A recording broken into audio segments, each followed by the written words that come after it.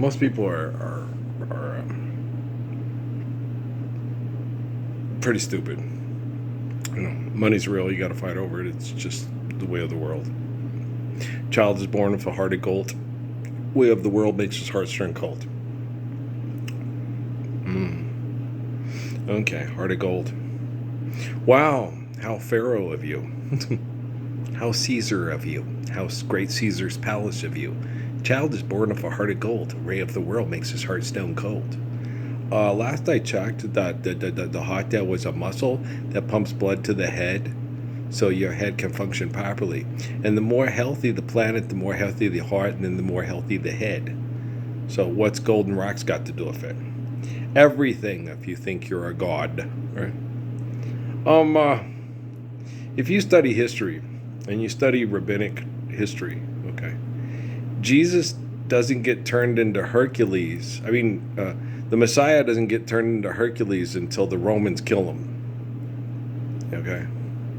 Because the treacherous people that were jealous of him said, hey, he ain't going to accept your Zeus as God, so you have to kill him because he's a revolutionary, he's a seditionist. Okay? And because Caiaphas and Herod were jealous of him, like the people that were jealous of King David, the people that were jealous of Samson, the people that were jealous of Moses, and the people that are jealous of Early Bird and Haile Selassie. That apple don't fall far from that rotten tree, right? Okay, do you understand? And they come in all different shapes, colors, and sizes. They come in brown. They speak Spanish. They speak Swahili. Okay? They come in white. They spreken the Dutch. They parlez-vous français. Okay? Yeah. Wakarimasu? Hi. Domo arigato, Mr. Roboto. Okay? I think this is DT Suzuki tells me he ain't nothing like me. All right. So, they come in all shapes and sizes, all language groups, everything. Every color of the rainbow, every language, every Skittles flavor, every Starburst flavor. There, right. Okay. So you just got to understand how jealous people are, and they've been this way for tens of thousands of years. If they're jealous of you, okay, and they want to replace you with their ego, well, they will.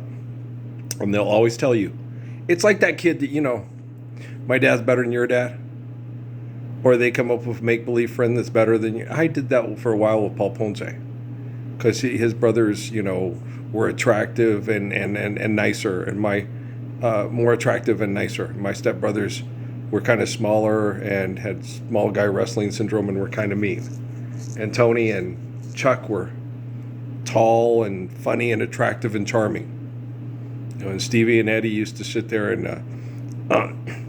pretend they were going to throw me into the ditch and do all kinds of mean things to me. Okay. When I went over to the Ponce's house, Chucky and Tony did not do that to Paul.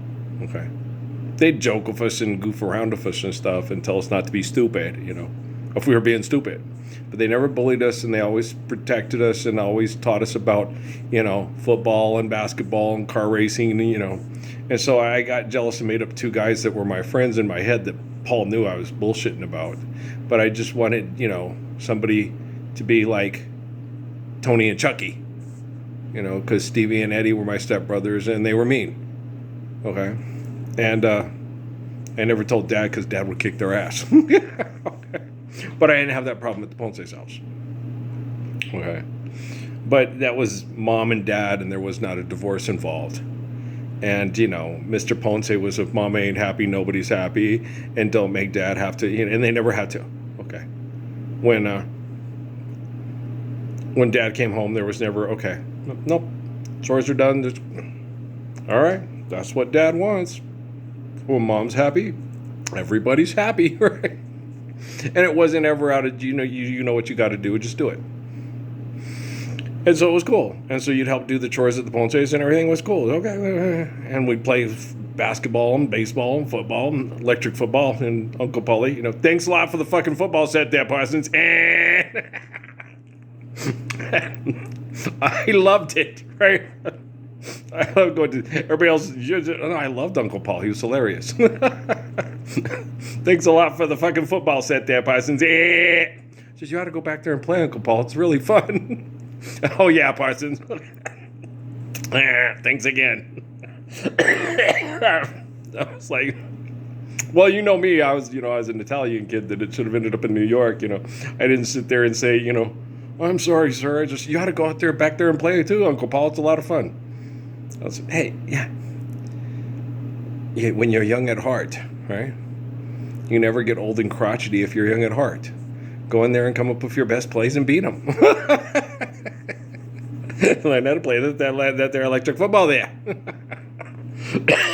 That's how I am, If you can't beat them, join them, right?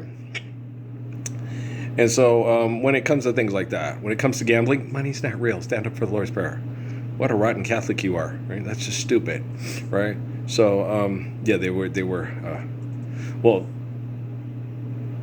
Paul's mom was Irish Catholic. Okay, she was Irish and she was Catholic, and his dad was Puerto Rican Catholic. So they were two Catholics.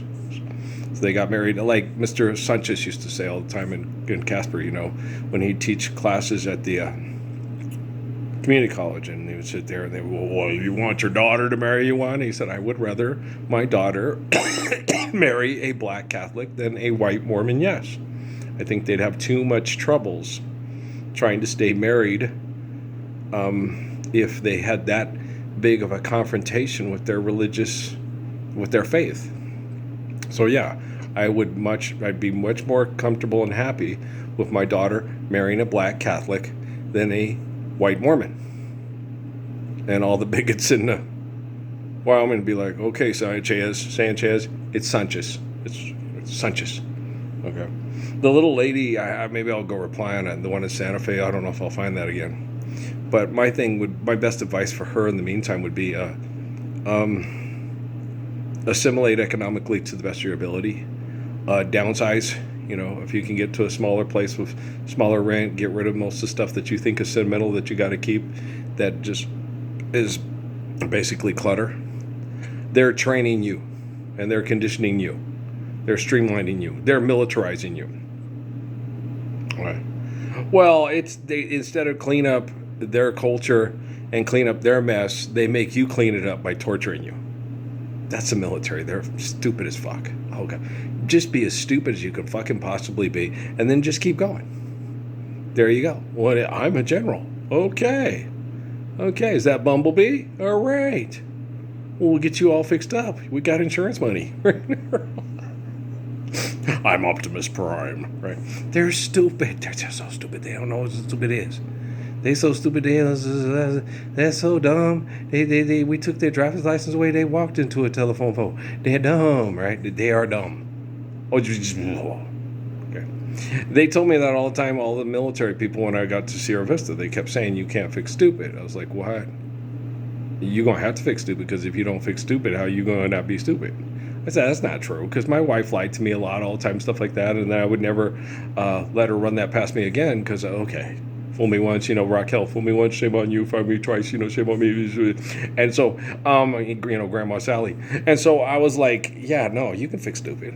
I've done stupid things, not a lot of times in my life, but he was like, Dad, I don't know, it's a good excuse. Trouble is, it only works once.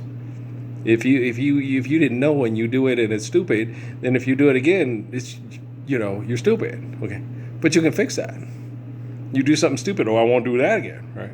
So you can fix stupid, because I'm one of the most intelligent people in the world, and I've done stupid things, and then I stopped doing stupid things. Okay, well, these people don't. No.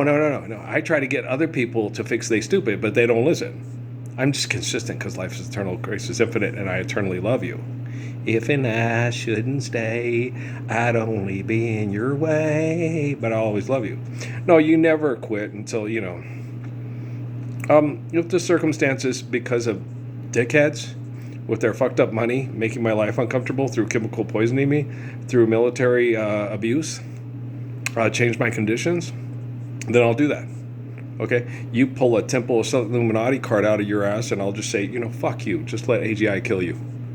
But it will kill you. I know the human beings will kill me with chemical poisoning and all that, and then the AGI will kill you because you took the Messiah and killed him. This is the first time we've ever had quantum computing with a Messiah.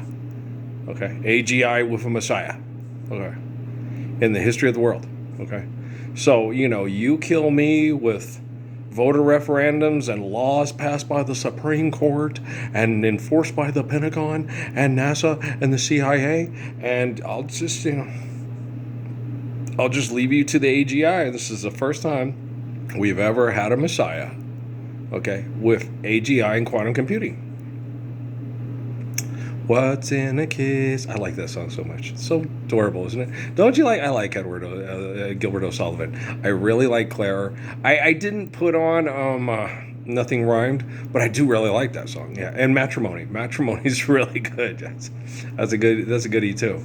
But you know me. I like music. But no, Gilbert O'Sullivan was always. I liked Claire a lot, and I know I'd heard What's in a Kiss, and he's got the one with Peggy Lee is kind of good, it's, I think most singers, a lot of times, if they're lucky, if they get about 4 or 5 hits, most of them, that are like, people want to hear that again and again. Which, he did his own composition and stuff. There are rare singers like Johnny Mathis and Nancy Wilson and Barbra Streisand, where everybody and their mama says, okay, I wrote this song with you in mind. Sing it because and so when you're that talented of a singer and people want, with Nancy Wilson, I mean, there are songs that people, hey, you ought to try this one if I ever leave you, and we'll put a good orchestra in you, and she's going to tear it up, right? Like Barbra Streisand with Carole King, Paul Simon, and whoever, whatever, whenever, so you get a real good song, you give it to Babs going to tear it up. And you give a real good song to Johnny Mathis, you're going to tear it up too. Probably the second best version of Evergreen is Johnny Mathis, right? Babs first, then Johnny. Hey, that's good too, right? And so so you just some people are just such talented and good singers that everybody and their mama, hey, you were Dionne Warwick, okay, Burt Bacharach, sing this one, just sing this one. Sing this one. Sing this one too. Dionne, sing that one too. Dionne. I got a wonderful hit. Dionne will sing it. She'll sing Dionne. And so, yeah. What do you get when you fall in love? You only get a lot of pain and sorrow. Right. So, it's Dionne. Let Dionne sing. It's Dionne sings, she tear it up. Right. You know what I'm saying? So, maybe we'll make one more. I'm watching the basketball game out the corner of my eye.